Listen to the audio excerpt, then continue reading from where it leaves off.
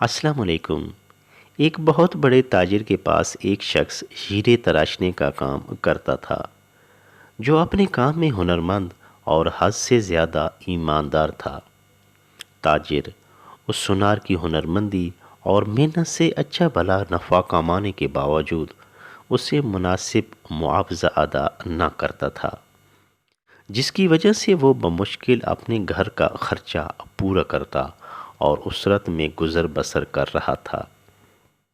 یوں ہی محنت سے کام کرتے کرتے اس نے عمر گزار دی۔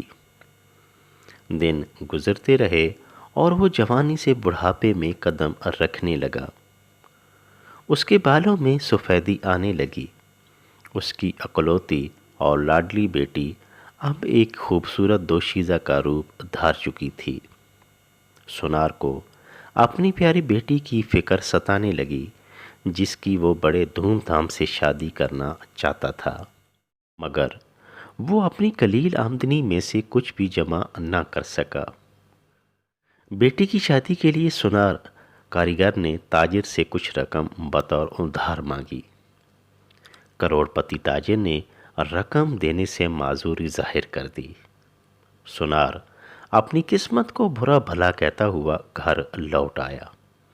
اس کی بیوی بڑی بےتابی سے انتظار کر رہی تھی، مگر میاں کو خالی ہاتھ دیکھ کر بہت مایوس ہوئی اور اس کنجوس تاجر کو سخت کوسنے لگی۔ پریشان حال کاریگر بیچارہ ساری رات اسی کشمکش میں رہا اور سوچتا رہا اب کیا ہوگا۔ دوسرے دن وہ دکان پر کام کرنے کے لیے نہ گیا۔ اگلے دن جب وہ دکان پر پہنچا تو اس کے ہاتھ میں ایک چھوٹی سی پوٹلی تھی، جو اس نے تاجر کے سامنے کھول کر رکھ دی۔ اس میں چمکتا دمکتا قیمتی ہیرا دیکھ کر تاجر سوالیہ نگاہوں سے کاریگر سونار کی طرف دیکھنے لگا۔ تاجر کی بےتابی کو بھانپتے ہوئے کاریگر بولا، مالک، یہ بیش قیمت ہمارا خاندانی ہیرا ہے۔ اسے بیچنے کی ہرگز اجازت نہیں، مگر میں مجبور ہوں کہ اسے خاندانی روایات کو مد نظر رکھتے ہوئے بیچوں گا تو نہیں، البتہ آپ کے ہاں گروی رکھ کر کچھ رقم کی گزارش ضرور کروں گا، تاکہ بیٹی کی اچھے طریقے سے رخصتی کر سکوں۔ یقین دلاتا ہوں کہ جلد ہی آپ کو رقم لوٹا کر اپنا ہیرا واپس لے لوں گا۔ خوبصورت اور قیمتی ہیرے کو دیکھ کر بالآخر تاجر کا دل پسیج گیا اور وہ قرض دینے پر راضی ہو گیا۔ کاریگر نے قرضے کی رقم سے لاڈ پیار سے پلی بیٹی کی دھوم دھام سے شادی کر دی۔ پھر وعدے کے مطابق دن رات کام کر کے قرض کی رقم تاجر کو آہستہ آہستہ ادا کرنے لگا۔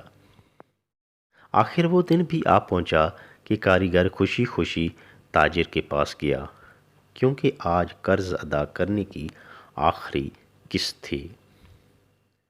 قرضے کی آخری قسط ادا کرنے کے بعد کاریگر نے اپنے ہیرے کا مطالبہ کیا۔ تاجر نے بڑے سے لاکر میں سے وہ ہیرا احتیاط سے نکالا اور اس کے سامنے رکھ دیا۔ ہیرا تراشنے والا کاریگر نے قرض کی رقم اسے ادا کی اور ہیرے کو فوراً پانی میں پھینک دیا۔ تاجر کاریگر کی اس حرکت سے بہت حیران ہوا۔ دیکھتے ہی دیکھتے ہیرا پانی میں گھل کر ختم ہو گیا اور گھاگ تاجر کو ورطۂ حیرت میں ڈال دیا۔ تاجر کی پریشانی کو دیکھتے ہوئے ہیرا تراشنے والا کاریگر بولا، مالک، یہ مصری کی ڈلی تھی، جسے میں نے اپنے فن سے تراش خراش کر ہیرے کا اس طرح سے روپ دیا تھا کہ آپ جیسا تجربہ کار ہیروں کا تاجر بھی دھوکہ کھا گیا۔ لیکن افسوس اس بات پر ہے کہ آپ نے میری عاجزی اور درخواست پر قرضہ نہ دیا، میری مجبوری کا ذرا بھر بھی احساس نہ کیا، جس کی وجہ سے مجھے یوں آپ سے رقم نکلوانی پڑی۔ میں محنتی اور ایماندار شخص ہوں، اس لیے پیسے لے کر بھاگا نہیں۔ وعدے کے مطابق آپ کی پائی پائی ادا کر کے آج سرخرو ہو گیا ہوں۔